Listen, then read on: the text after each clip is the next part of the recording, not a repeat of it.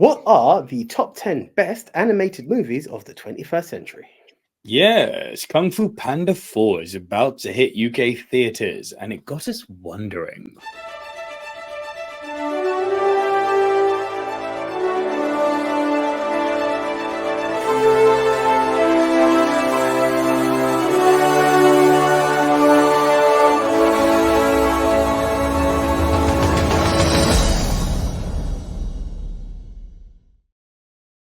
Hey, screeners, how you doing? It's me, the one AJ, Anthony Jordan. And me, Nico Luro, and goodness me, it is good to be back. Indeed it is, indeed it is, indeed it is indeed. That last indeed, well, all of it was a bit exaggerated, but no, it is good to be back, guys. Hope everyone is well. So, you've heard the title, you're tuned in, you're locked in, and we're about to start. But before we start, Nico, would you like to tell everyone what the movie Mount Rushmore is all about? Yes, basically it's a top 10 show between two best friends from school. We've been doing this a few seasons now, season 7, as you can see below. And this is essentially how the show works. We each get assigned a topic, we go our separate ways, and we come right back here into studio, into our recording, and deliver to you, the Silver Screen Dudes, our individual top 10s. This week, I will go first, delivering my bottom 3. AJ will then deliver his bottom 3. I will deliver my next 2. AJ will deliver his next 2. And then we will trade one apiece. If at any time while we are rounding off our individual top 10 list, one person has a movie in a high position, that person will say Punt. and we will punt and talk about that movie when we get to the higher position, or once we have both rounded off our individual top 10 list, we will create the movie Mount Rushmore. These are the 4 quintessential, diverse, must-see movies of the genre, which this week is Top 10 animated movies of the 21st century. Oh, I see. Right. Okay. So you know what happens, guys? We, the Silver Screen Dude, have the almighty challenge of creating the 4 must-see films of any given category. But it gets even harder because that's when it has to get laser focused. Yes, that's right. You have to head on over to X at Movie MT Rushmore, the official X page of the Silver Screen Dudes, or even more importantly, the X page of We Love Movies. Yes, at Movie Polls for You, fronted by good old JT. That's where you'll find the 4 movies, and you have the crown El Capitan, El Numero Uno, the best of the best of the best, sir, with honors. And in the words of Highlander, in the end, there can only be one. And how do you crown that one? I've just said it. You head on over and you vote, and you can't vote twice because it's a retweet. Yeah. So last week our topic was the best movies set in Paris. In Paris, and our contenders were The contenders were Ratatouille, Les Misérables, Amélie, and La Haine. Right, I'm going to go with this. This is going to be tough because I'm guessing there's 2 very popular, 2 less popular, right? I'm going to go with, just based off of time and what have you, though it shouldn't be this way, La Haine at number 4. Correct. La Haine at number 4 with 14%. Amélie at number 3. No. Les Mis. Oui, Les Mis came in at number 3. I think you know this now. Les Mis came in at number 3 with 22%. Amélie's at number 2. 27%. And Ratatouille steamrolled the crap out of it. 37%. Congratulations. That damn rat. I went from loving it, hating it to loving it, and yeah, the world just won't give up on it. You seen the light, you seen the way of the rat. Very good. Okay, bro. What is your number 10 in the world? Actually, quite fitting.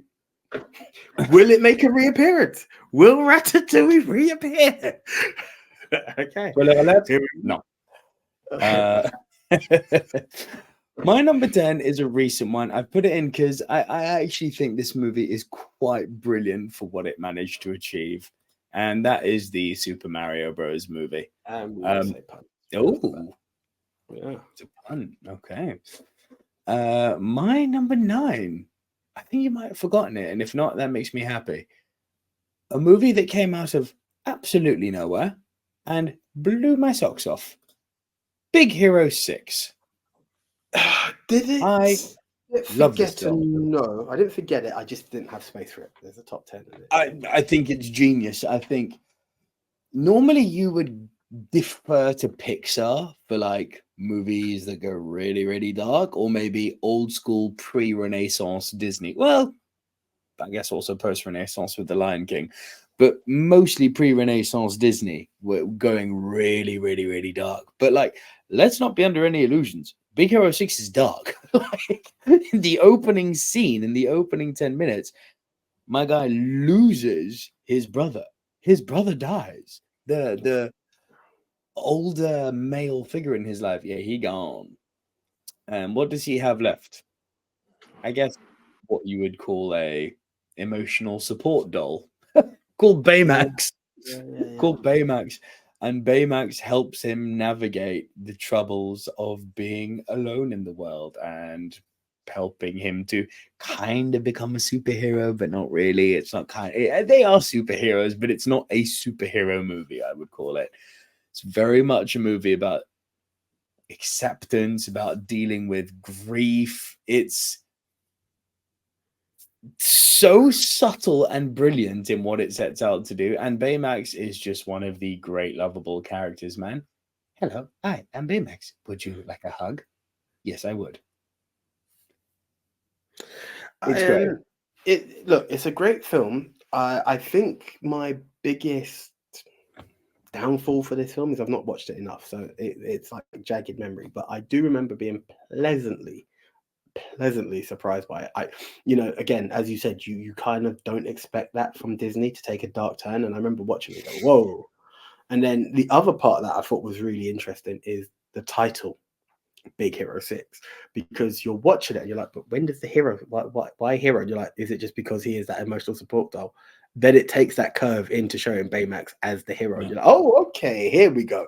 Like the twist and turn behind it, I was like, okay, this is something. It was enlightening. It was something fresh, but I just not seen it enough, to be honest. So it was in there. I think it was in like 11, 12 territory, sadly. But no, great film, great choice. Also, can we add an absolute bangerang of a soundtrack? I might have been late to this, but this is the movie that introduced me to Fallout Boy. Since then, big fan. But my number 8, AJ, a movie I brought up when we covered Irish movies. Really quite stunning. That would be Wolfwalkers. Wolfwalkers, magical. Now, I'm going to leave this poster up because just look at the animation style here. It's so unique. And you think, I'm not sure this is going to work for me or not, this animation style. No, it's great. It's freaking great. And yeah, so it's set in Ireland. The residents of the town of Kilkenny are working to clear the nearby woods under orders from the authoritarian Lord Protector. And at its root, this young girl, who is the daughter of the man who is sent to hunt the wolves and save Kilkenny, this young girl befriends this very feral, wild, red-headed girl in the forest. Turns out this red-headed girl is kind of, I guess if you break it down to layman's terms, they're kind of werewolves because they're humans who transform into wolves, or at least she's a human who can like run with the wolves at least. But like, she's part of the last wolf pack. So now you've got the central protagonist. Yes, very good. You've got the central protagonist who's befriending the wolves while her father's trying to hunt the wolves. You see where we have our conflict here. Father voiced by Sean Bean, wonderfully. This is a damn good movie, man. It's not untrodden territory, the idea of a character being caught between a rock and a hard place with two existing scenarios, both of which resonate with her, both of which she's trying to uphold, honor thy father and love thy neighbor. But it's not reinventing the wheel, but it's a very nice spinning rim, if you catch my drift. And they spin it and they spin it. Shout out to Chris Rock. If you get that, well done.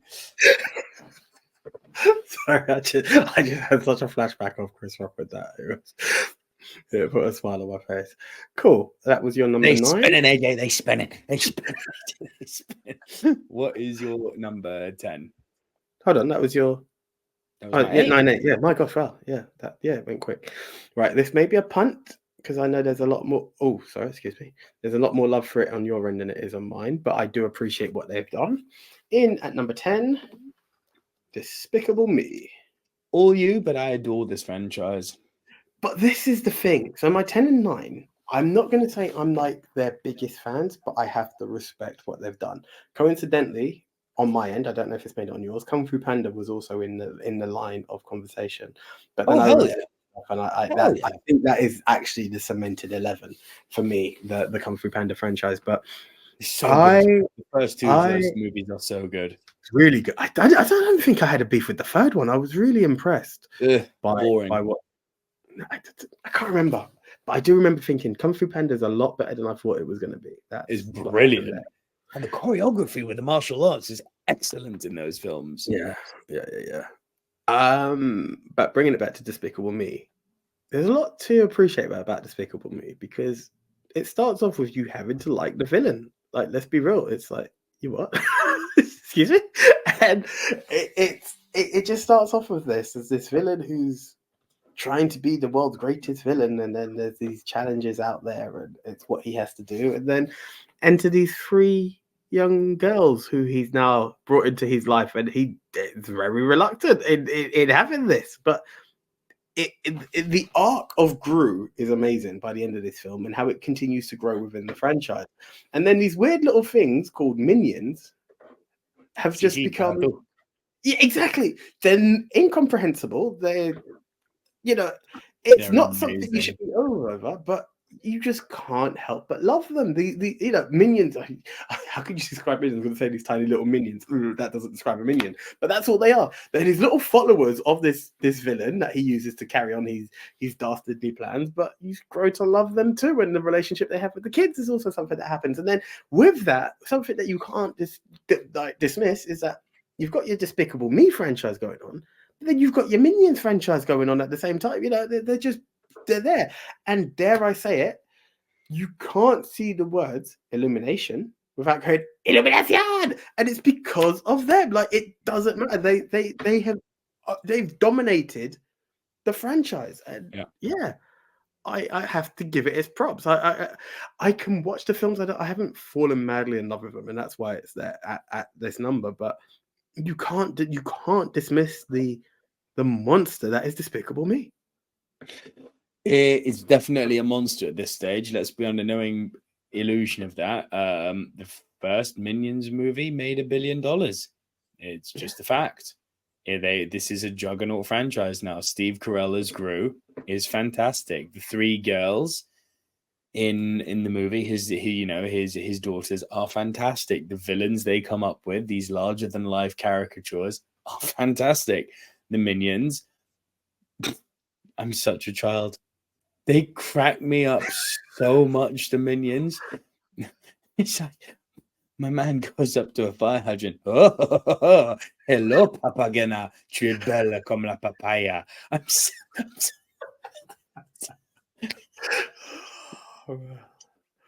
Oh dear. I should.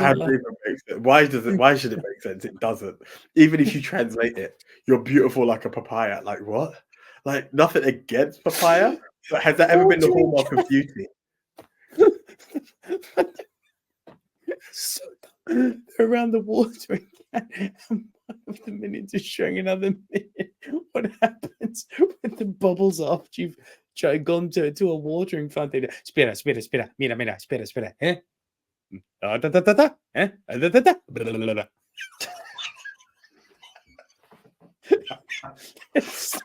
It's weird but real. It works, right? It's weird but real. It just works. Oh, I love it. Oh, dude, I'm actually getting a headache from laughing. The Minions absolutely crease me. Yeah, I worry about showing it to my daughter because her running. To be fair, that'll be adorable. Her running around the house going, "Daddy, tu es belle comme la papaya."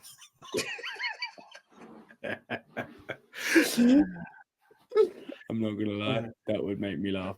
A lot. Good. So it should do. So it should do. Yeah, man, I love this franchise. Well done for bringing it up. Thank you. Thank you. In at number 9 is another one that pleasantly surprised me. Look out for the live action coming very soon with the voice cast being the actual cast. Yes, I am talking How to Train Your Dragon. Had no business being as good as it is. There you are. I don't think there's much more to say. It's again, you talk of pleasant surprises and franchises. I always say this, and I'm very open. I'm the first to defend that there's a new animated movie coming out. But there are some that you feel that's one is just made to pander to the kids. And I thought that's what it was going to be. Dare I say, it's because Toothless looks like a very friendly dragon. You're like, okay, here we go. Kids movie, what have you. I'm sure it'll be fun, but we'll catch it. Then you start to watch what the story is about. The element of these Vikings who really have an issue with the dragons and how deadly they can be. And then we have someone who's not so brave coming across a dragon and how it's meant to be. Yeah. What's meant to happen now? How does their relationship build? Like, really, you should be slaying. And you kind of see it. Obviously, you see the poster and you realize they get along. But the depth that this movie goes into, this franchise, dare I say, goes into, you're like, this isn't what I expected at all. And that's what I really have to give DreamWorks credit for. I was like, well done you. Well done you. I thought it might just be very cheesy laugh. No. You gave me depth. You made me have emotion for this film. You made me care. Huge emotion. Take some real risks. And that ending, I'm like, oh, they went there? Yeah. Okay. Yeah. It's not all sunshine and roses out here, mate. And that's why I was like, okay. I see what you did there. And okay, we've got a number 2 coming out. And all of this, the 2's fantastic. To be fair, I've only got to 2, sadly. 2's great. 3 I didn't think much of. 2 is amazing. Was it 2 or 3 I stopped at?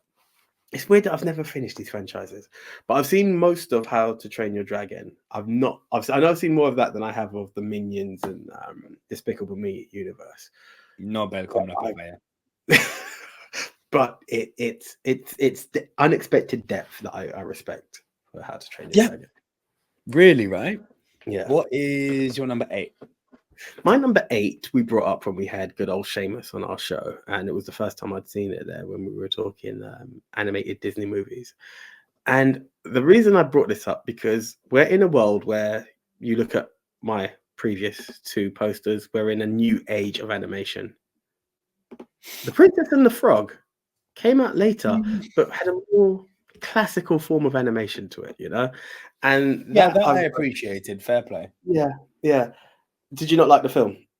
By the sounds of it, when you said that, I thought it definitely not bad. It's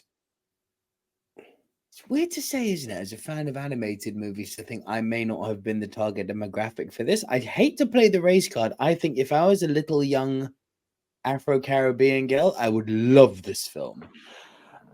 Do you know, the representation is something... It was bad. I was like, meh. Yeah, the representation was something that was different. It's funny because as much as I saw Tiana was about, I didn't rush for Tiana. I was just like, they decided to go that way. Finally, kind of thing. There's a princess with color. Go figure. Like it was nice, but it was a bit too late for me. Even though, can I just direct you towards Pocahontas, who came out 15 years before her? But anyway. Well, yeah, I can relate to Tiana a lot more than I can Pocahontas. With the relatability, fine, but it was like when they say this is the first non-white princess, I'm like, shush. Jasmine, come on, Jasmine's there. Shush. The argument's a bit moot, but yeah, when they say the world isn't black and white, sadly it is. When it comes to that, like in between colors, and I'm not disrespecting anyone when I say that, but people are like, if she's not Caucasian, she has to be African American, and that's it. Like no one cares about Americans, no one cares about Asians, no one cares about like it for that argument to come out, and that's what I'm saying. For me, it was like, okay, we've finally got like a black princess, but it wasn't like that's it. Like how dare Disney take this long? you know. But that very much felt like the vibe. Maybe the politics around it soured it for me a bit. Maybe, although I don't think the politics were particularly strong. It was just, you know, how lack of logic and being factually incorrect triggers me something rotten. And when people are first non-white Disney princess, like, shush. Yeah, exactly. First non-white would be an argument, you know, and then it's like that's completely wrong. But I'm not well versed in the world of New Orleans, but I like the take on it all. You know, it felt like it was weird because it felt like it kind of touched on segregation, but tried to make it different. Like, you know, her best friend's dad looks very much like the old colonels who would have people on the plantation, but they kind of brushed over it, like they were the best friends. And I was a bit like, oh, I don't know if I like it. But it had an element of charisma to this film that I really embraced. It kind of stuck with me. It gave me a warmth that I didn't expect from it, you know. And don't get me wrong, one thing I love about Disney Studios is the empowerment of the female princesses. Like the Disney princess at the forefront of it all. And this was just a very different story. Like, how can I say? Tiana was very much that, but even though she becomes a frog and what have you, and it's a journey to it. So it's not to say that the prince wasn't there, but you know, you take something like Jasmine, she's just a cohort to Aladdin. Don't get me wrong, Mulan and Pocahontas are much different. Hands up, I've not seen either of those films. But Pocahontas is so good, bro. Please watch it. But this was something warming, and we all know the Princess and the Frog as a story of itself. You know, how many frogs I have to kiss or what have you. I like the slight spin on it, and I like the fact that I saw old school animation. And it the old school animation I loved. Well done you for bringing that up. So that's my bottom three. That's your bottom three, huh? All right then. My number 7. Another modern one. Very unique animation style. Didn't work for everyone. I personally really liked it. Overhyped movie, but still a great movie. Spider-Man Into the Spider-Verse.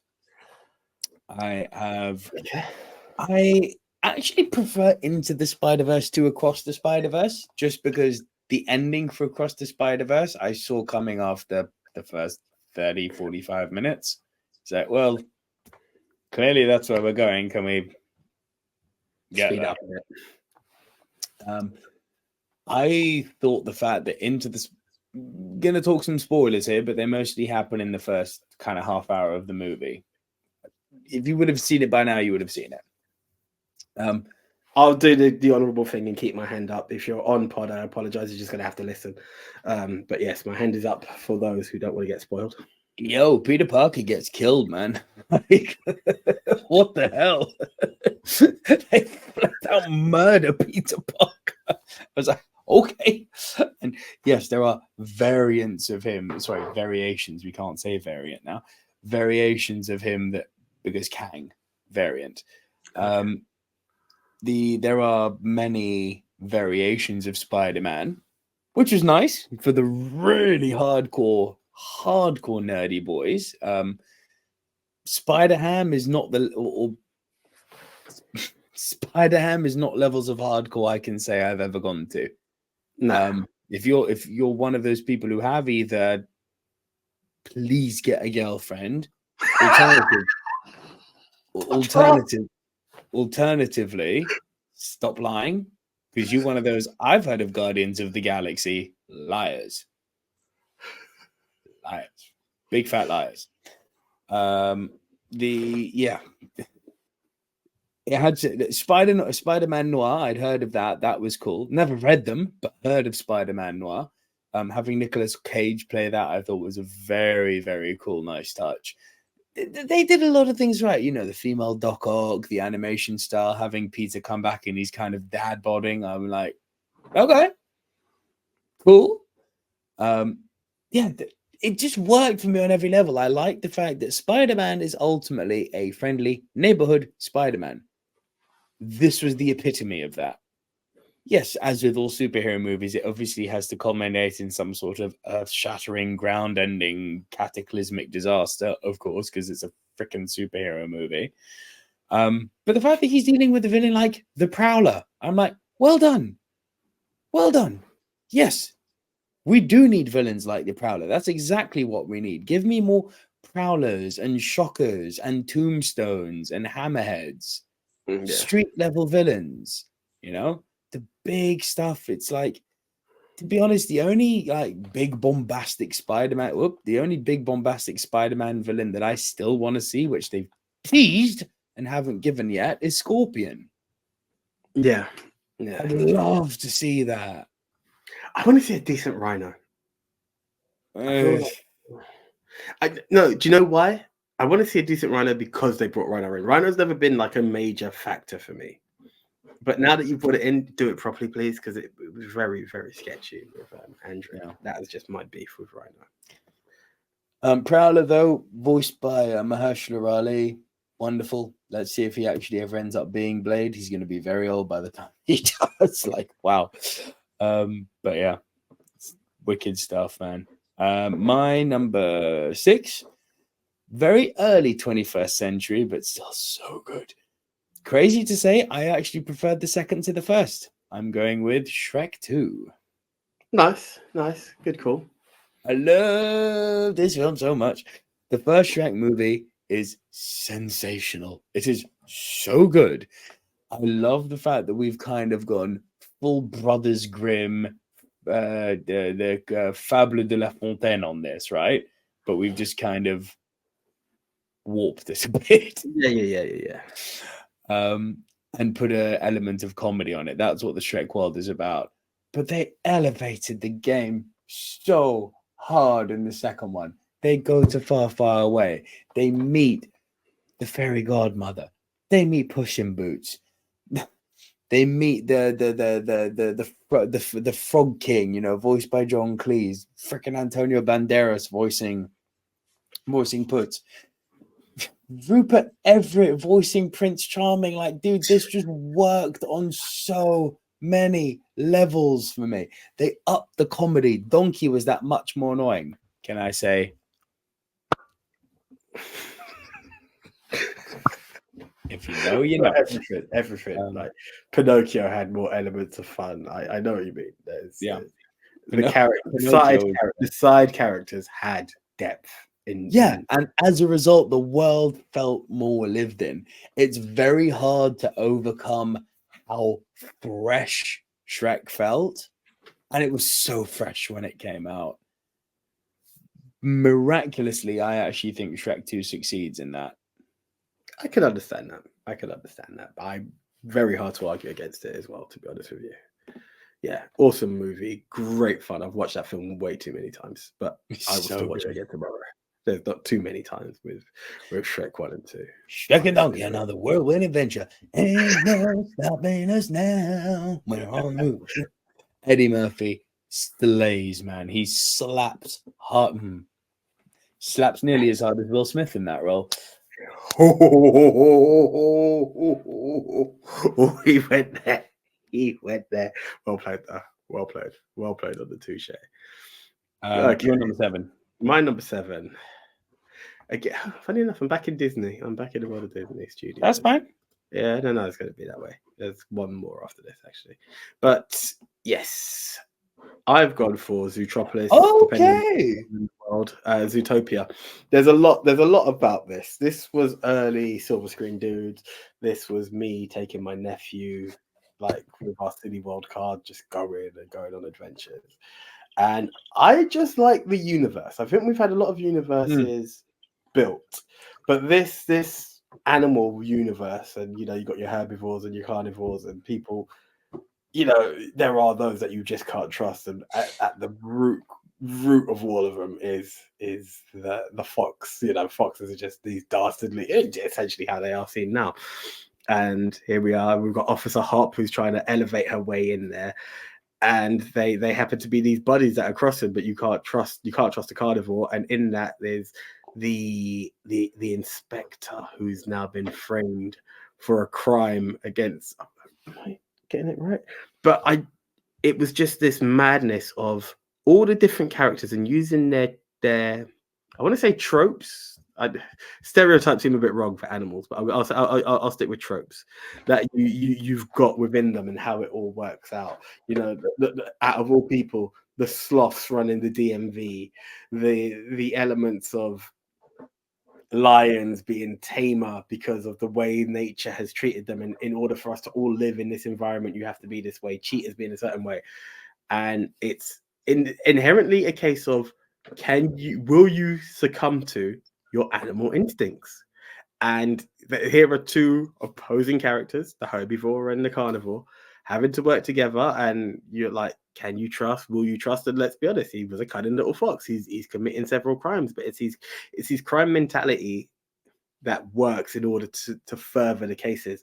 And it was something nice. It was something new, because where we've seen, let's say, Robin Hood in previous times, or the Jungle Book, these are what's the word? I can't get it out now. Where they're animals, but they act human-like. This one was animals recognizing that they are animals. Okay, yes, I'm aware the Jungle Book was aware of that, but they weren't acting to their instincts. This one felt very real. It brought them for what they were. It was refreshing. I really liked what this had. It was a new take, and it was great to see. See, I remember having a lot of damn fun with Zootropolis. The sloths in particular stole the show for me. Yeah. Sloths killed it. I don't know why I didn't put it on. I guess top 20, it would be in that category. It's one of these things that, you know what, I'm going to say it now because I know it's not going to be on your list. It hit me that I missed out The Incredibles, and I'm like, you idiot. Like, that would have been top Pixar. Not my favorite Pixar, but top Pixar kind of thing. There's just too many. There's just too many stuff. There was some stuff. I need to rewatch that movie and try to see what the whole world is hyped about. Did you watch it before too? Yeah. Yeah. I don't know, but I loved it when it came out. It's the best Fantastic Four movie you can get. So don't agree. Your best one was none of them. But you would agree by proxy. But if you had to pick one, that would be the best one, right? No. So which one would outdo it? You can't say none of them. Like, one of them has to. No, I'd pass on all of them, to be honest. Yeah. Okay. Fair enough. I think the first remake. The Roger Corman from the 1980s. There you go. To be fair, the early 2000s one where Sue Storm realizes that she's now invisible was a hallmark printed in my brain, but we won't go there. We're talking animated movies. Yeah. You know the scene. Right. In at number 6. Now he's like, oh, maybe that is my favorite Fantastic Four. It's just what I was thinking, but I can't say that now. So my number 6 is very similar to your number 7, but it wasn't a pun. They are different, essentially. I went Across the Spider-Verse. Oh, okay. You preferred it, huh? Weirdly enough, I think I'd now accepted the animation. I know you said it wasn't for everyone. Everyone really raved about the first one, and it's a personal thing. It took me a couple of watches to get into the Spider-Verse. I don't know why, because I think it's a brilliant film. I think it's an absolutely amazing film. I'm still not overly fond of the way they designed Kingpin. I think there's big and there's too big, and I think he was. I loved it. I just thought it was too big, that it wasn't believable. I think every other version of Wilson Fisk is dominant. Like, again, maybe the 90s baby in me just loved the Fox Kids version. He's big, not to mess with him, but it's also realistic. Version was so good. So good. But this one, I just thought it was too big, that it made it seem like the world was. It just seemed off. But I love the fact that we had a new version. Speaking of Fox Kids, you know what airs tomorrow, don't you? X-Men 97, baby. Do you know what? I can't even watch it yet. Do you know why? I've sinfully not finished the original X-Men. And I'm not going to do it the other way. I'm in the same boat. Yeah, but I'm happy it's out. Sad that someone's kicked off at OF and got sacked before, but that's a different conversation for a different time. Hey, personal choices, Disney. Anyway, we digress. I was really intrigued by a new version of Doc Ock. Again, I'm not going to spoil for those who haven't seen it. Oh, you got me there. I didn't see that coming. A lot was there to be redeemed. It's a really good film. The Spider-Ham. My thing about Spider-Ham is when I first saw Spider-Ham, I was very sure. I was like, oh, they're able to do that, because I was very sure it was Porky Pig. I think I've seen Porky Pig versus Spider-Man. There's something I've seen somewhere, and it's not Mandela Effect. I've seen that version, but to tell me there's an entire comic and run through a series, it feels like it was something you would see on Looney Tunes, yeah, Looney Tunes. It feels like something you'd see on that, you know. Yeah, but I can't picture it. But apart from that, as the Spider-Ham for a full thing, not familiar with it. Across the Spider-Verse, it's funny because I was really excited by the end of Into the Spider-Verse, and the way Across the Spider-Verse picked up, I just remember being invested from the beginning. And it's annoying because the reveal was revealed for me, so I was like, I was kind of like, can we get there? But I was still like, how are they going to do this kind of thing? And I was still kind of shocked because I knew the ending, and dare I say, I'm going to put my hand up for my own thing. I thought it was our Miles that turned into the Prowler, and then I started to realize he was in a different universe. I was like, well played. So it had its elements.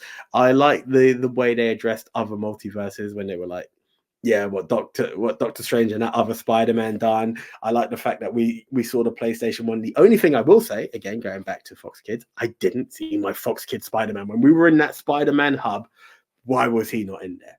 Fox Kids Spider-Man should have been in there, but that's the one thing Disney could have done as a favor. Give them the rights to that. But I was really Fox Kids Spider-Man the same way. Kevin Conroy is the ultimate Batman for me. Yeah. I do think that Fox Kids Peter Parker is the ultimate for me. Yeah. Although I'll say this, freaking Yuri Lowenthal, who voices Peter Parker in the Insomniac games, I think he's stellar. He is good. He is really good. I do like him. I've played, funny enough, on my annual leave the other week, I did complete Miles Morales, and I was very happy with that. It took me a while. It's good, isn't it? Yeah. I was shocked at how quick I finished it as well. But yeah, very cool. Very cool. A game built for AJ. Who knew? You played Spider-Man 2 yet? No, I'll get into that with you later. I'm tempted. It's not that much of a beast, bro. It's a 30-hour game and you're done. Oh no! It's just other factors. But no, yeah.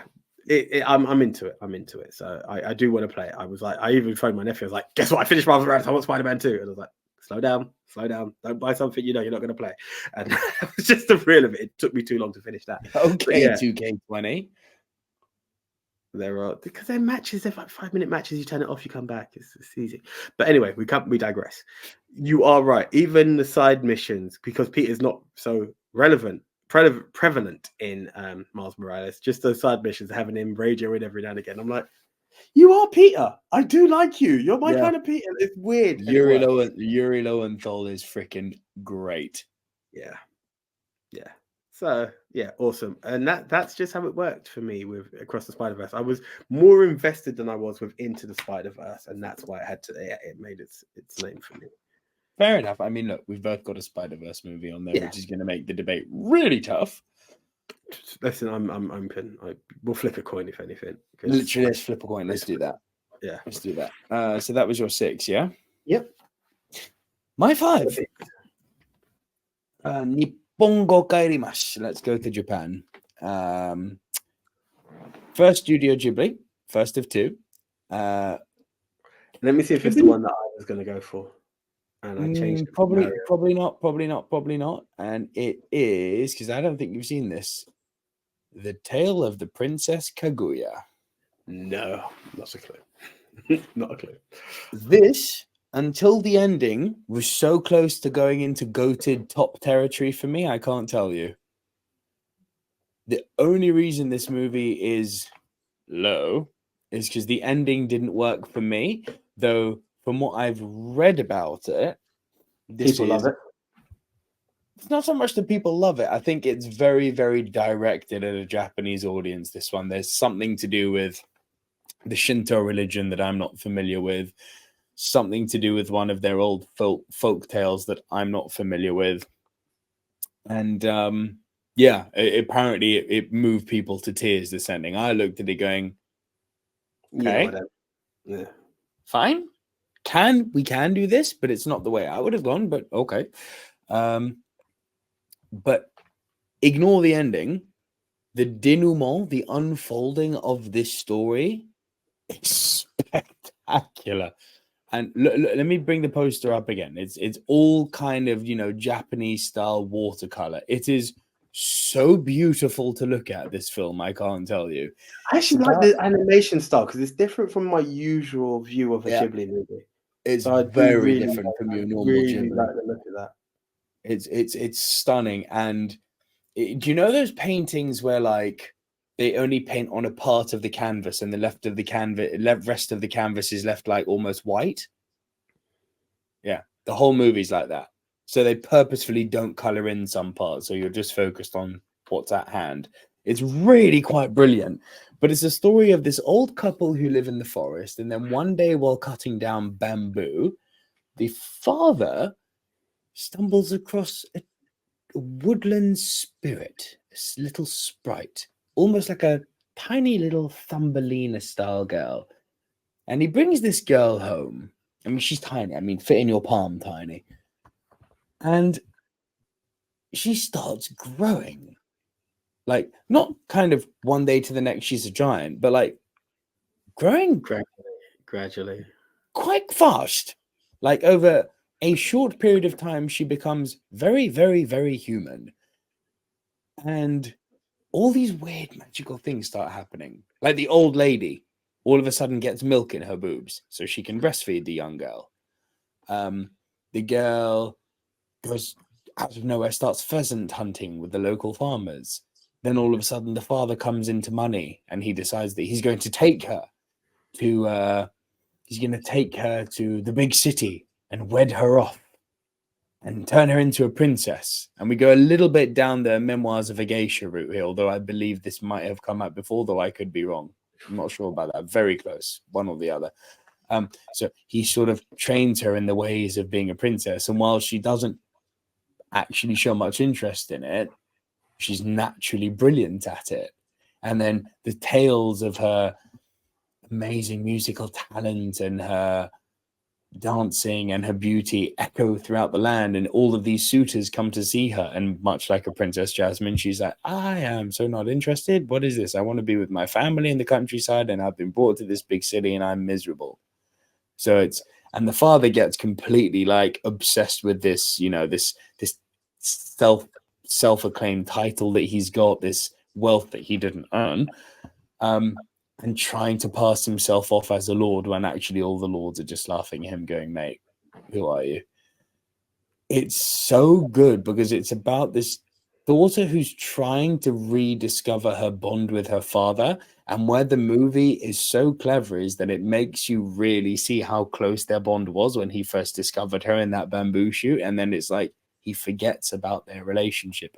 And that's kind of why the ending left me butthurt. I'm like, oh, there was so much you could have done with this dynamic, and you went with that. Just very, I'll say this, cosmic. I think I'm intrigued to see the ending, to see how I'll take it in. Yeah. Just for perspective. It's just weird. I was like, it's not bad. It's just weird.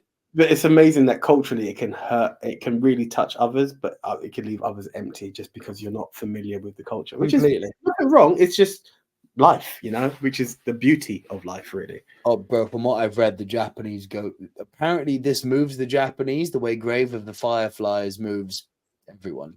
It's funny you mentioned that because I was going to send you a link shortly because I knew it was old, but I thought, let me just check just in case because it had to make the list if it did. Do you know there's a live action version? I think it's available on YouTube of Grave of the Fireflies, made in 2005. I only found out today. No. I'm tempted to look. No, I know how that story ends. I know. The younger sister would have to be an amazing actress because the voice actress, both English and Japanese, dare I say, because I've done it in both, is very, very heart-tugging. So McKenna Grace could do it. Does she have? Could she? Yes. Would she be cast? No, because I think that would cause a storm of problems. Oh yeah. What's your number 5? My number 5. Well, when it comes to my number 5, honestly, I could go on and on. I could explain every natural phenomenon. Of course, he knew she had to make it there. You know how far I'll go for Moana, bro. this is my movie when it comes to Disney animation. It was never going to be my number one, funny enough. Never going to be my number one. My number one changed at the end. But I was, for all the hype that other recent Disney animations have come across, this one was my movie. Again, we're talking about princesses with a different culture and different background. I just love the Polynesian approach. It just felt breathtaking. It was something new, and it really brings you into their culture. Something that Disney have always had a magic of doing, but I felt like it's been a long time since I've seen it happen. You know, that's what I feel with Moana. It was just fresh, and dare I say, anyone who knows me knows this. I love the soundtrack to this film. I think the soundtrack catches me more than the story of the film is great. You know, we're talking about the Polynesians who would previously set sail but stopped because of a previous tragedy. Yet young Moana, under the guidance of Grandma, is just keeps telling her, just go for it. You can fix something. And as Grandma passes, she goes off, defying everything that Dad, especially Dad, Mum partially, but especially Dad, has tried to stop her doing. And yeah, along comes that, and she meets demigod Maui, played by none other than Dwayne the Rock Johnson. It's just there. What's Jermaine Clement as the giant turtle is also amazingly hilarious. Jermaine Clement? Yeah. Taika Waititi's best mate. Yeah. Oh, snap. He'll make you feel shiny. Oh, mate, don't even start me off. And it's really funny because little insight into my family life. My second niece, her name's Kyrie, and I can't help but sing it like shiny. Like, it's just, do you know what was so funny? Because of Kyrie saying, the minute my Nath typed it into the WhatsApp group, that's going to be her name. I was like, Kyrie. He's like, oh, how did you know how to pronounce it? I was like, hey, I know my stuff. It's just the way it is. But like, I think it. And just today, my bro was like, Moana was my niece's movie. But it's funny how, in all forms of links, this film, short of Kyrie, who's too young to appreciate it, all of my nieces and nephew have an appreciation for it. Zane loved it as a kid. I remember the first time I started playing How Far I'll Go in front of Kalen, he was there running. Then the next time I played You're Welcome, he literally got his blanket of Maui and was shaking it up and down and singing it along. It's Kayomi's favorite film, and I'm singing Shiny to Kyrie. It's just there, but I just love everything. As I said, the soundtrack has me hooked. I'm not ashamed to say it. How Far I'll Go, You're Welcome, and Shiny are on my Apple Music. They are downloaded on my phone. I every now and again do it to cheer me up. It's awesome. If you like this seafaring stuff, can I recommend a band called the Longest Johns? They're very good. Yeah, cool. They're not the ones who done that TikTok song by any chance. I know that like pirate shanty or something. They're very sea shanty, yes. But were they that? Maybe it's them. I'll have to check them out. Who are you thinking? There was this thing that went like very TikTok viral. It was like, once was a ship that put to sea. The name of the ship was a Billy of Tea. That's Nathan Evans. All right. The wind blew up her bow, blew down below. My bully boys blow. That one, yeah? Yeah. Can I say, there's a lot of awesome videos out there, but there's this one guy who has like multiplied himself, and he's got these different jumpers, and he goes rotating. Awesome. Like, you're like, how did that color end it? It's awesome. If you can find it, check it out. Small plug. Don't know that. A good edit by a guy. Thanks, AJ. Just literally type in sea shanty guy with jumper. You'll find it. I can't remember. Now you're testing me. Right? I with jumper. F you. Oh snap! It is there. Oh yeah.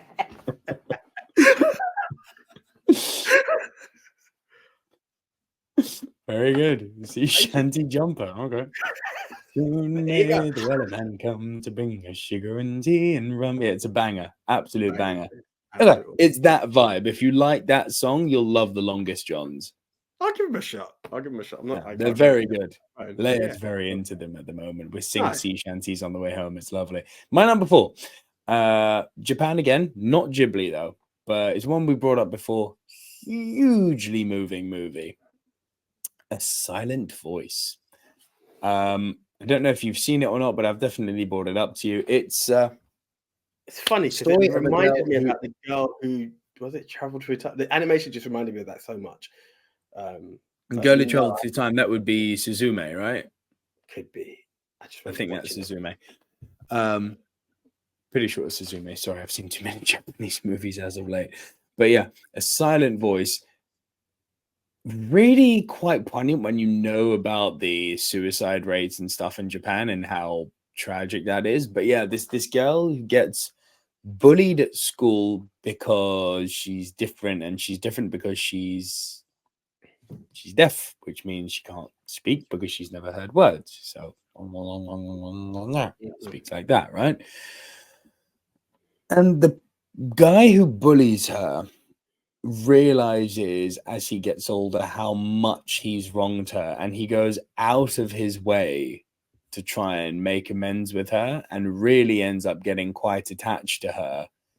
But she never entirely lets him in because she's under the belief that, well, you're not really doing this because you're interested in me. You're doing this for redemption for yourself more than anything. So you're doing it to make yourself feel better.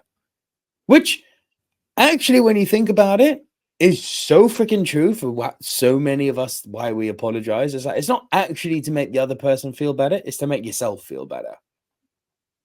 It's very true. It's very freaking true. It's factual. Yeah, isn't it? It's that I'm going to apologize because I should do the right thing, not because I want to make that person feel better.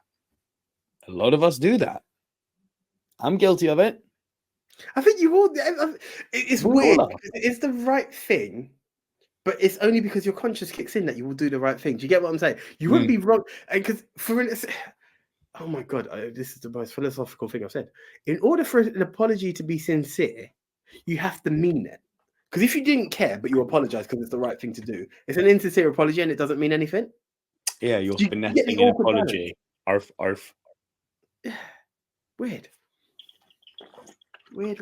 Finessing an apology. That's going to have a very, very narrow scope of audience, that one. And that audience is AJ. Maybe There's Dan, two if of them he's that may listening. catch it. Den may have caught that one. Yeah, man, Silent Voice, absolutely wonderful. And the girl is depressed as a result of being bullied, has suicidal tendencies, and the guy has to live with the fact that he's the one who's put her in that state. It's very hard to watch, but it's brilliant. Sounds it. Right. Okay, and that was your number 4. So your 4, please. Okay, mine.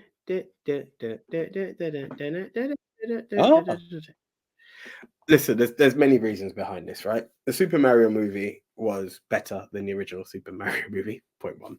Point 2. Quite a bit, yes. Yeah. Point 2. It was one of the best video game adaptations you can get. It was true to source and its own movie at the same time. It answered questions in a way that, everyone had an instant issue. That sounds too Chris Pratt. That's fine. We'll address the Italian issue for you. Rory not. All of the elements that you're looking for. I never got over hearing Chris Pratt, by the way. At no point did Mario become Mario for me because of that voice, but everything else worked. Yeah, I think the expanded Mario family worked. One of the things, if I go back to the original film versus this one, Goombas look like Goombas. Like that really, really irked me in the original film. But everything, even down to the skills that Mario attains, it's not just gained. He had to go through a practice, and that in itself, that practice courses were so good. I know, but you're in there, and you're like, and then again, hand up for spoilers. I'm going to do it again. I remember when we talked about the Nintendo universe, it was like, maybe we'll get a Mario Kart game. Oh, we got it, baby. Like, you're remembering. And just before we got the Mario Kart, we got the DK rap. The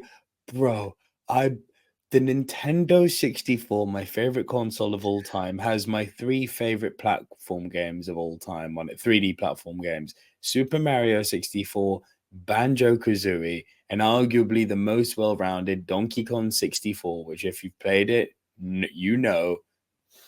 Screw it. Should I put the trailer up for it? No, it will be demonetized. They have a DK rap. DK Donkey Kong. It's like, you put the DK rap in the movie? Are you freaking kidding me? This is the best fan service I think I've ever seen.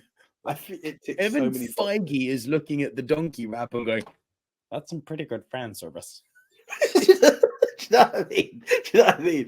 People who love Into the Spider-Verse, what was it? No, the No Way Home are like, well done. Like everyone went, I see what you did there. I see what you did there. And that's what I love. Here's the thing. I love both Mario and Sonic as video game franchises. And funny enough, where you could talk about 3D platform games, I stopped at the Super Nintendo when it came to Mario because I was like, I don't like the 3D of it. It felt wrong. It didn't matter. This film, Smokey from Friday. Damn. Weird, right? But like, it was just, the game, like everything. I remember watching it, and it's weird how you just get these smiles and little jumps of excitement, and that's what I loved about this film. I was like, you've done really well. You know, like, again, we've always said that the argument was source material's there. Why do video game movies go so far from it? This didn't. And I loved it for it. It for it. It just took everything that made us happy. It put a coherent story behind it. Bowser is trying to take over the Mushroom Kingdom and go. Yeah. Done. Loved it. Awesome movie. Awesome movie. That was your 4, yeah? Yes, please, sir. Over to you for number 3. Oh, my 3. He's small, he's cute, and he's in a silent movie for most part. Wow.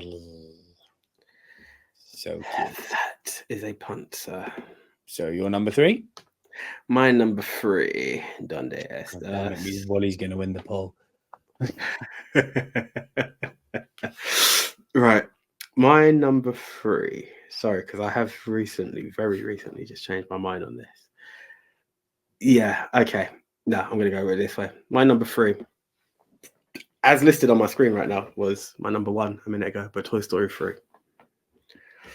Reason I'm going with Toy Story 3 as my number 3 is the franchise didn't start in the 21st century, but it finished so beautifully in the 21st century until they made an error and done number 4. Now number 5 is on the way, which I'm weirdly excited for because I think they're going to correct the ship. If they do that, if they veer off course again or continue off the hype of number 4, I will be so disappointed. And I've never seen. I don't think I will be happy to utter the words Toy Story again because I feel like it will be the most tarnished franchise when it had perfection. It really did have perfection. Like, it really, really did have perfection. There's no two ways of looking at it. It was perfection what they did. Know, we can mix if you know the Silver Screen Dudes, we've argued 1, 2, or 3 each day, different days of fate. They're all freaking great. Yeah. But do you know what I mean? And this is the thing. And I was like, yes, obviously Toy Story 2 could have qualified, but I was like, for the closing moment that 3 gave, it was the complete story. That was it. This is it, guys. You may have had this, we've always said you grow with Toy Story. That's what Toy Story done for us. And it was a perfect close. And that's what I've always loved about it. It tugs at you. It has its good moments, and it has your laughter moments, but it has so many emotional moments. It doesn't matter if it's the lava or the handing over or the passing of the torch. Whichever one gets you, it gets you. You can't deny it. That's the magic of Toy Story 3. We've evolved and we've ended, and that's what I loved about it, and that's why I made it the film, because it started somewhere else, but it definitely ended here. That is Craig. Toy Story 4 is Craigverse. As far as I'm concerned, it's not. It shouldn't be part of the lexicon. It's a side quest. It's not the film. This was the Craigslist Toy Story.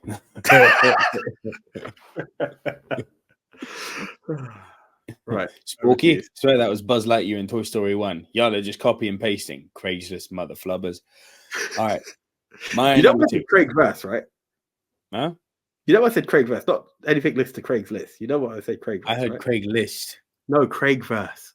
What is this? The Daniel Craig version of Bond. It's a different thing. Oh, That's how much he doesn't matter to me. Even references to him go over my head. Fair play. Fair play. Stupid. Can't finish that sentence. Just leave it. My number 2, my favorite Pixar movie, and it's getting a sequel, and it's out soon.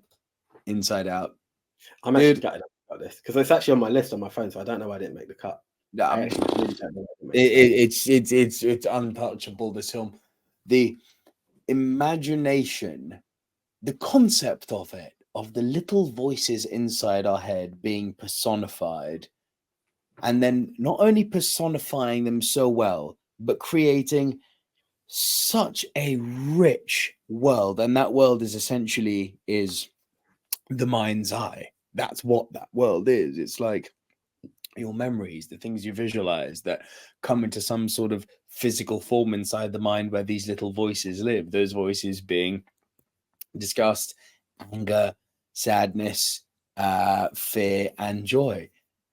And the fact that they're going to elevate this with part 2, to just see the trailer for part 2. Oh my God, freaking embarrassment and ennui and anxiety. Like, yeah. I just love the trailer the teaser trailer when it's like they're moving in. Who's moving in? Like, the whole spectrum changes. The full trailer is so good. But how do you articulate to a child Riley's age, the child that the child in which these voices live, prepubescent, sort of somewhere between the sort of 8 to 11 range, up until sort of 8 years old, kids very much, probably not 21st century kids because they're also smart now, but like most kids, they operate with those kind of 5 base emotions. How do you articulate to a child that things are complicated and that you can feel sad about being happy because that happiness is gone, and equally feel happy about being sad because that sadness could be from someone you've lost, someone who's dead, someone who you've forgotten, but the memory of them makes you happy? It's really profound. The whole movie is just gearing you towards, hey, this is how you can try and articulate to your child that you can have mixed emotions. It's really freaking profound. And Bing Bong. Very touching. Oh God, that is nearly up there with Mufasa's death and the sister from Grave of the Fireflies. It is so sad. It is so sad. Sorry. What happens to Bing Bong? I'm tearing up now, for Christ's sake. Freaking Bing Bong, man, in that movie. What? I break you. He's in it for 10 minutes. Do you know what's weird? Like, what? You bringing up the word Mufasa just brought me into. It's weird. It's weird how it always hurts me seeing it, but just hearing it at that time got me. And I think it's because I toyed with putting the remake, because technically that is also animation. But yeah, I it's animation. Well played. Good for you for actually saying that. Yeah. Yeah, that was something. But yeah, Inside Out is a great movie. Very good movie. And I am actually pumped. Kung Fu Panda 4, I could give or take. Inside Out 2, I'm very Kung Fu Panda 4, I'm excited for. Inside Out 2 is legitimately my most anticipated movie of the year. Nice. Like, I'm more excited for Inside Out 2 than I am for Deadpool 3. Come at me. No, really. I'm dead serious. I actually don't blame you. I think I might be. It's not my. I think my most anticipated film came out already because it was Iron Claw. But so good. Yeah. Awesome movie. Again, the feels, and stay away from the feels, please. But yeah, I am really pumped for Inside Out 2. Yeah. Okay. So what is your number 2? I'm trying to figure it out. What's your number 2? Well, it's weird because I totally agree with everything that you said previously about Shrek 2, but Shrek 1 made the list for me. Because it's just everything. Well, you said it all. It's going to be repeating, but it was taking that whole concept, and at the moment on Disney Plus, I'm doing Once Upon a Time, which I love. I just love creating this universe of the Brothers Grimm world, and the way that they've done it is just hilarious. And it's because, and what's also really interesting is that even though you've got everyone who was available, because copyright will not be an infringement here by using any of these characters because that's long gone. You didn't make any of your traditional heroes the heroes.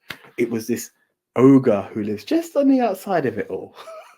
And you take the same trope of the damsel in distress who needs to be rescued, but it's the ogre. Again, kind of very similar to like Despicable Me. Probably seen as the bad guy in most people's eyes. He's actually a good guy who just wants to be left alone. And it just built into one of the most insane, unexpected cinema experiences I ever had. And with that, it set pace for the rest of them. So yes, Shrek 2 is arguably a better film. I'm not here to dismiss that. And then we've got The World of Puss in Boots. We've got everything about, the Shrek films continuing, and they want to remake it, which I don't know if I'm ready for. I don't know if it's ready for a remake yet. It's old enough, granted, but I don't know if it is. But I just feel the essence of Shrek, of what it built. If I'm honest, pre this list, like once I heard this list, this was my number one at first. I thought what Shrek done was just groundbreaking. For God's sakes, we got a Shrek adventure in the middle of London because it's such a huge thing. You had Shrek the musical all over the place. Like Shrek is a movement, just a huge one, and I love everything about it. And that's why it's so fine. You can have Shrek on the Rushmore. Dude, I wasn't arguing for it actually. That was even Rushmore. That's just the point of where it was at. Okay, do you have a worse? No, but I know exactly what yours is going to be. No, it's natural. It's not even worse the way it should be. It's just overhyped. It's just overhyped. I'm not going to say it's a crap film, but the guy is it Sven, and Sven was the moose, but the guy who owns the moose wound me up. The fact that he's subconscious talking was Olaf wound me up something rotten. Olaf, I could give or take. I understand what Olaf was built to be, but it's the guy who was like, I should tell her. Well, maybe you should. Like I've literally seen you open your mouth to talk like your moose, and that's meant to be exciting. The depth, there was no depth in this. I just thought for all the hype, by the time I got into Frozen, I was like, oh, okay, that it. Fair enough. Olaf actually made me laugh quite a bit in, I think was it Frozen 2. Like there's a few parts where they were like hinting to let it go, and it's like, stop it. I can't remember what it was, but we digress. I just thought there was too much hype on Frozen that the world is all over Anna and Elsa, and I just still to this minute I don't get it. Still don't get it. Yeah, I just don't get it. So it's I got a little girl, AJ. I'm going to be having to get it very soon. Oh yeah. So all that hate that you've got, just let it go. Sorry, literally. You don't miss a trick, do you, with that song? A minute ago, I just went on and on. Trying to explain every natural. No. Anyway, we stop.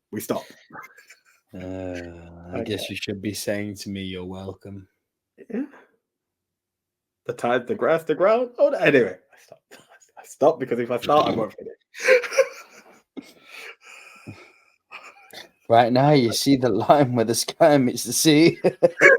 It's calling me. So much so, if you are on my personal thing, that's what I've done. Yes, my personal Instagram page, when I'm taking a picture of me in Spain, I'm like, do you see the line where the sky meets this? That's how much my water means to me. Anyway, digress again. Yeah, Frozen. Well, I'm going to bring up a movie now with the sky, with a line in the sky. Yeah. I think it's the best animation movie I've seen in this century, and it's completely silent. Red Turtle. It was very nearly on my list. It's weird how I honored the franchises because this film is quite touching. It's incredible. It's freaking incredible. The fact that this has not made your list is, and that you've seen it, to me, this is kind of mad on your part. I'm not saying you had to put it at number one because we've got a different appreciation for film, which is fine. But to not have it on your top 10 when you've seen it, the moment we got to your kind of 5-4 territory, I kind of went, damn, he's not going to put it on. Shall I be honest? It wouldn't have been top 5. That's why I said the moment we got to 5 and 4, I knew it wasn't coming because I thought it would have been lower 5. But for you to not put this on when it is It is an incredible cinematic achievement, this film. The art style is beautiful. It's all hand-drawn. The movie is completely silent, and yet in an age where we need to have as many pops, booms, swishes, smashes, bashes, mashes, washes as possible to keep our 8-second range attention span, this movie with slow pacing, zero dialogue, nothing flashy other than a man fighting for survival on a desert island is somehow engaging for an hour and 45 minutes. And not just engaging, incredible. There's like the sea odyssey, this film. The man that has the man that comes to terms with the fact that he's never leaving the island and has to make it his own. And the life that he makes for himself is so universally appealing because it despite the surroundings and despite the hostile environment and the lack of familiarity with his environment and even the magic, with the red turtle and his initial desire to escape, ultimately it kind of just becomes a story about a man wanting the simple things in life, which is a family.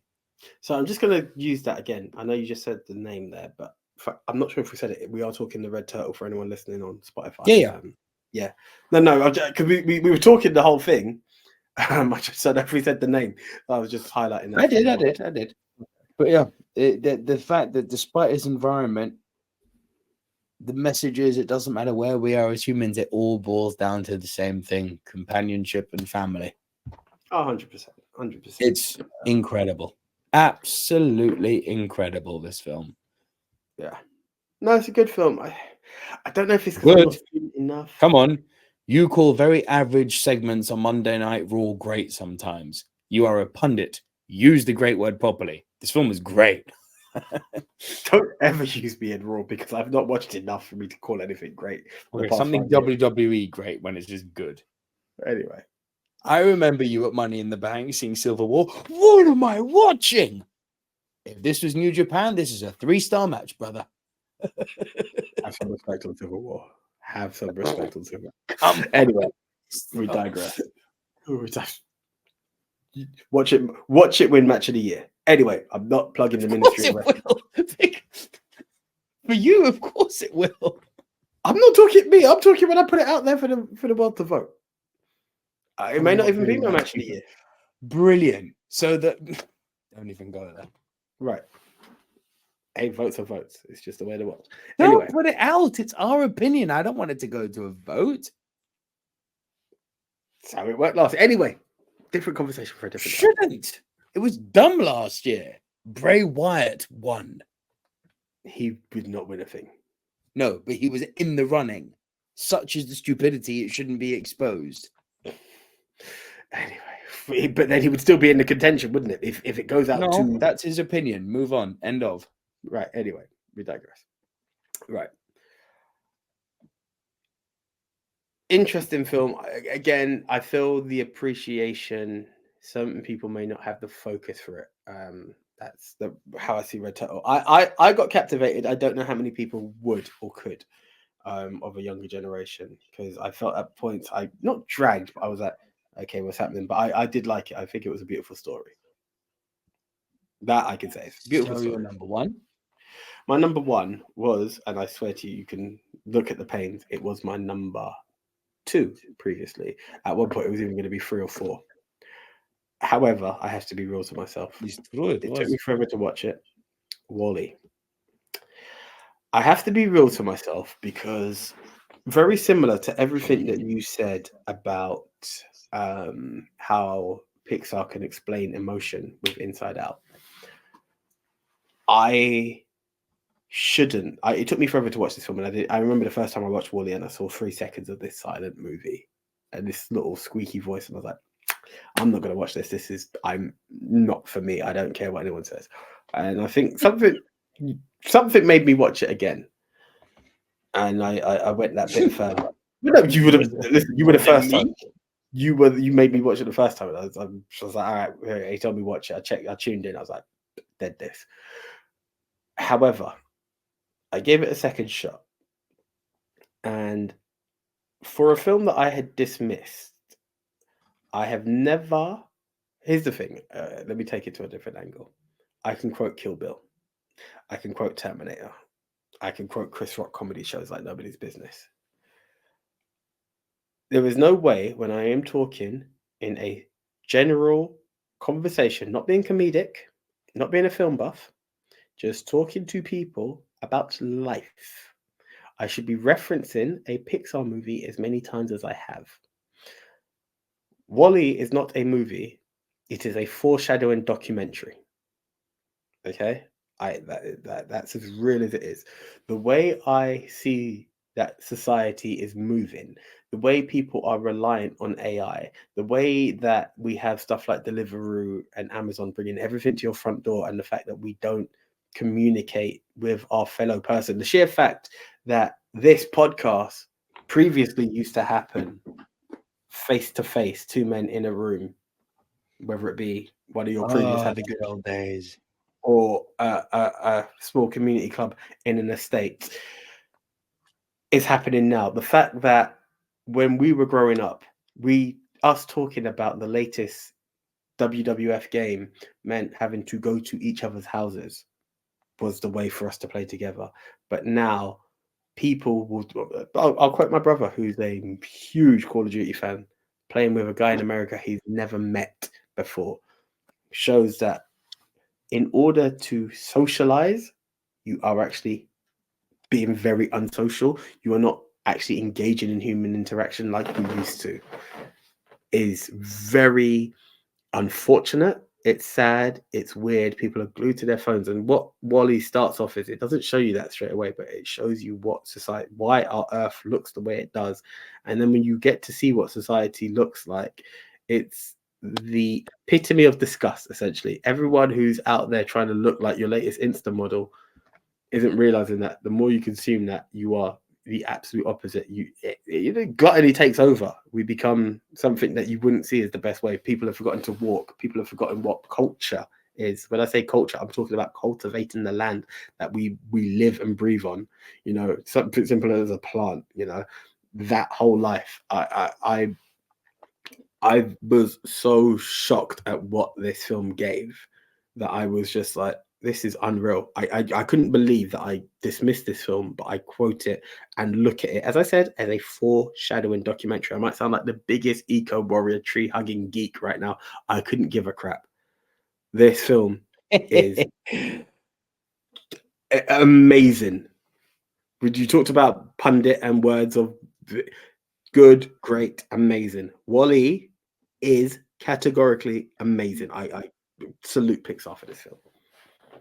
Okay, so I guess it's going on the list then.